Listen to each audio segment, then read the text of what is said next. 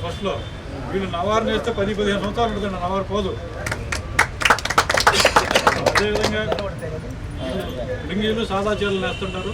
వీళ్ళలో ఆదాయం కుప్పడం చేయాలని వస్తుంది ఎక్కువ.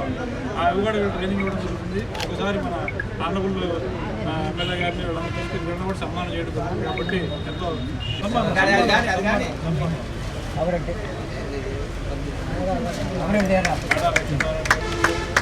ఇక్కడ చూడు.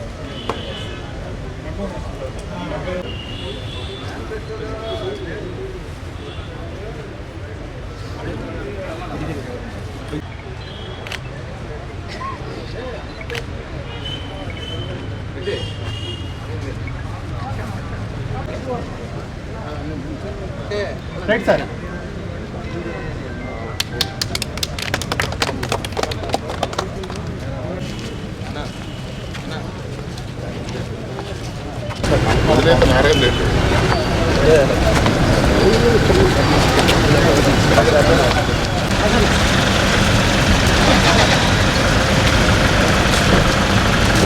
నారాయణ రెడ్డి నవ్వాలి.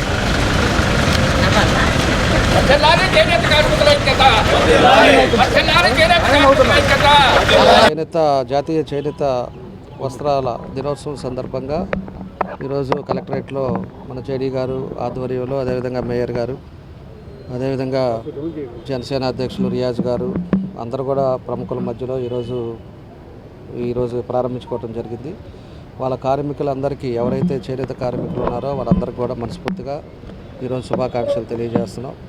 ఎందుకంటే చాలా పేదవాళ్ళు వాళ్ళు కూడా చేనేత చేసేది మా దగ్గర మన నియోజకవర్గంలో ఈత ముక్కల్లో కానీ, మళ్ళీ అదేవిధంగా ఉలిచి కానీ, వీళ్ళంతా కూడా కొంతమంది ఇంకా కూడా కుటుంబాలు కూడా ఈరోజు దాని సరైన గిట్టుబాటు ధర లేకపోవటం, అదేవిధంగా చేనేత వస్త్రాలని ఈరోజు అవగాహన లేకపోవటం, ఇవన్నీ కూడా చాలా పరిస్థితులు కూడా ఉన్నాయి. దానికి ఆ రోజు ఉండే పరిస్థితులు కూడా చాలామంది ఆత్మహత్యలు కూడా చేసుకున్న పరిస్థితులు కూడా మేము చూసాం.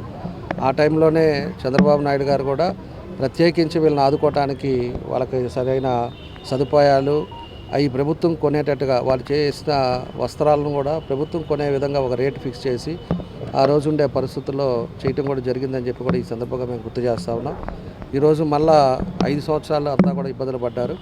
ఇప్పుడు మళ్ళా తెలుగుదేశం ప్రభుత్వం ఒక సమర్థవంతమైన నాయకుడి పరిపాలనలో మళ్ళీ ఈరోజు ఈ రాష్ట్రం వచ్చింది. కాబట్టి ఖచ్చితంగా ఈ చేనేత వస్త్రాలు ఎవరైతే ఈ రోజు కూడా మగ్గం పెట్టుకొని కష్టపడుతున్నారో, ఎక్కువ మంది మహిళలు కూడా దీని మీద కష్టపడుతూ ఉంటారు. వాళ్ళందరికీ కూడా తప్పకుండా ఈ ప్రభుత్వంలో న్యాయం జరుగుతుందని చెప్పి కూడా ఈ సందర్భంగా మేము తెలియజేస్తూ ఉన్నాం.